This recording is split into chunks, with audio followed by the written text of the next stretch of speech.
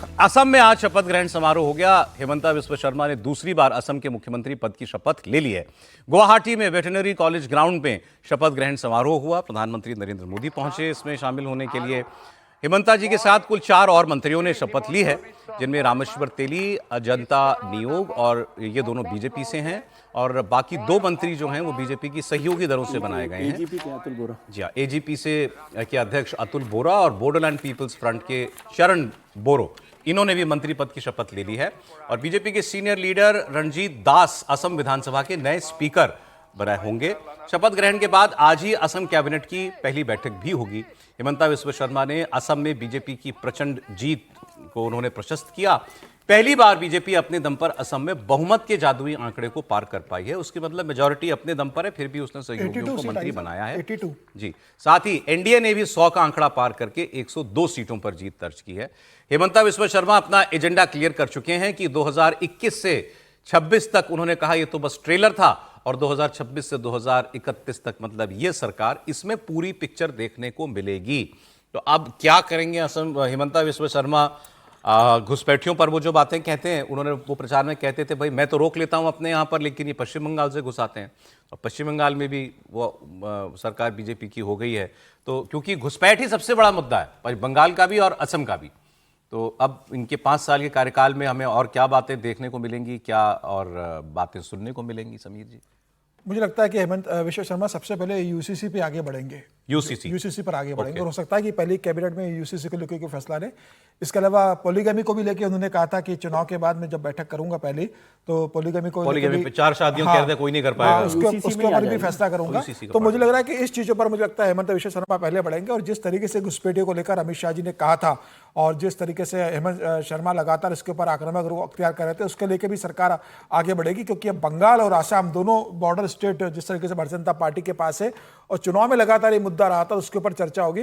और तमाम welfare schemes की बात जो हेमंत बिस्वा शर्मा कहते थे कि सरकार आने पर नए तरीके से नए पैकेज में कुछ बेहतर स्कीम्स में लेकर आने वाला हूं, जो घोषणा पत्र में भारतीय जनता पार्टी ने अपने संकल्प पत्र में आसाम की जनता से जो कहा था, वादे किए थे, मुझे लग रहा है वो वादे भी उसके अंदर शामिल होंगे। तो अभी तो 5 मंत्रियों ने शपथ ली है, आज बैठक। लेकिन बंगाल जितनी इंप्रेसिव जीत है, ये बहुत बड़ी जीत थी। निश्चित रूप से मुझे लगता है कि सरकार तो बनना तय थी, लेकिन 82 सीटें आना, अगर आप पिछले 2 चुनाव अगर देखेंगे, आसाम में तो भारतीय जनता पार्टी को 60 सीटें मिली थी। इस बार उससे ज्यादा 82 सीटें, आप पहली बार मेजॉरिटी में आए अपने दम पर। 22 सीटें आपको ज्यादा मिलना बहुत बड़ी बात है। और आप भी तीसरी बार सरकार आना सर बड़ी बात होती है। इस बार पहली बार ऐसा हुआ है कि भारतीय जनता पार्टी के कारण भारतीय जनता पार्टी की जो सहयोगी दल है असम गण परिषद, उसकी भी 10 सीटें आई है, बोडोलैंड वालों की भी 10 सीटें आई है। तो ये भारतीय जनता पार्टी का रहा है कि 10 साल बाद जिस तरीके से हेमंत बिस्वा शर्मा ने वहां पर सरकार को लेकर आए। और अब हेमंत बिस्वा शर्मा तो मुझे लगता है वो कह रहे हैं भारतीय जनता पार्टी से कि अब मैं बड़ा नेता हूं, असम छोटा राज्य है मेरे लिए। तो क्या करें? क्योंकि असम के ऐसे अकेले मुख्यमंत्री हैं जिनका नहीं, मेरा ये कहने का था, बड़े-बड़े लोग सर मुख्यमंत्री बनने के लिए उंगली कटाने को तैयार रहते हैं। आसाम जैसे राज्य से, नॉर्थ ईस्ट के छोटे से राज्य से ऐसे मुख्यमंत्री का नाम सिर्फ आसाम में नहीं, पूरे हिंदुस्तान में चर्चा का विषय बना हुआ है। ऐसा कभी होता नहीं कि छोटे राज्य का। गहलोत जी का एक बयान है हमारे पास, तो जरा निकाल लीजिए। हाँ, तो गहलोत जी की बात में सुना देता हूं, क्योंकि बंगाल की हम ब्रेक से पहले बात कर रहे थे और असम, शुद्ध हिंदू वोटों की जीत है ये, कोई शक नहीं होना चाहिए किसी को। 40% आबादी यहां मुसलमानों की, 30% पश्चिम बंगाल के अंदर है। बीजेपी को क्या मिलता है उसमें से बताने की जरूरत नहीं। तो ये शुद्ध हिंदू वोटों से आई हुई सरकारें हैं। अब इसको लेकर के मैं आपको अशोक गहलोत जी का स्टेटमेंट में इसलिए दिखा रहा था कि उनका कहना यह था कि साहब ये हिंदू वोट बीजेपी बहुत करती है। मोदी जी जब 2014 में आए थे, कितने हिंदू वोट मिले थे? ये मैं उनकी भाषा बोल रहा हूं। कितने वोट मिले थे? 100 में 30, बढ़ के कितने हो गए? 100 में 37। 2024 के इलेक्शन में शायद 37% ही बीजेपी का वोट 37% ही था ना, बढ़ के कितने हो गए? 37। तो कितने 63 से लेकर के 70% हिंदू जो हैं वो तो बीजेपी के खिलाफ हैं। तो ये दावा ना करे बीजेपी की हमको हिंदू वोट, कि हिंदू पूरे देश का जो है वो हमारे साथ आ गया। फिर उनकी और भी बातें थी, एसआईआर की बात भी वो कर रहे थे। हाँ, ममता जी पे खास गुस्सा थे वो। उन्होंने कहा ममता बनर्जी कांग्रेस के साथ अलायंस कर लेती तो ये हालत नहीं होती। कांग्रेस से कितनी सीटें आई थी बंगाल में? 2 सीटें, जिनकी 2 सीटें आई हैं, तो बढ़ जाती वो उनके लिए वो ये कह रहे हैं कि अगर हमारे साथ अलायंस कर लेती तो सरकार बच जाती उनकी। ममता जी की बयान आ रहा है, निकाला जा रहा है, जरा मैं आपको सुनाऊं। हाँ प्रोफेसर साहब, तो ये हिंदू वोटों की जीत नहीं है? 3% वैसे कांग्रेस को वोट तो मिली ही है, पहले भी मिली थी, इस बार भी मिली है। जय सर, जैसे चूंकि वो आंकड़ा लोग देखते हैं, ध्यान देते हैं, 2019 में 37.3 था, 24 में थोड़ा सा घटा था 36.56।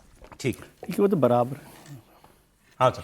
देखिए, अब वो अशोक गहलोत जी का ये आकलन होगा, लेकिन नतीजे तो बहुत साफ दिखाई पड़ रहे कुछ हैं। होगा नहीं कांग्रेस। यदि आसाम के अंदर हम देख रहे हैं कि 19 में से यदि 18 सीटें कांग्रेस पार्टी मुसलमानों वाली पार्टी बन करके उभर करके आई है, तो ये बात बहुत साफ है कि आसाम के अंदर बहुत पोलराइजेशन हुआ है। और मैं कहता भी था, शुरू से कहता था, आसाम और बंगाल में हिंदू पोलराइजेशन के अतिरिक्त भारतीय जनता पार्टी के पास कोई विकल्प नहीं है। और आसाम में पोलराइजेशन हुआ, हेमंता बिस्वा शर्मा ने बहुत साफ साफ कहा हमको मियाओं का वोट नहीं चाहिए, और वही हुआ। जब उन्होंने खुले तौर पर यह घोषणा कर दी तो हिंदू उनके साथ खड़े आ जाते हैं। बंगाल के अंदर जो है शुवेंदु अधिकारी ने वही पैटर्न फॉलो किया जो हेमंता बिस्वा शर्मा ने आसाम में फॉलो किया था।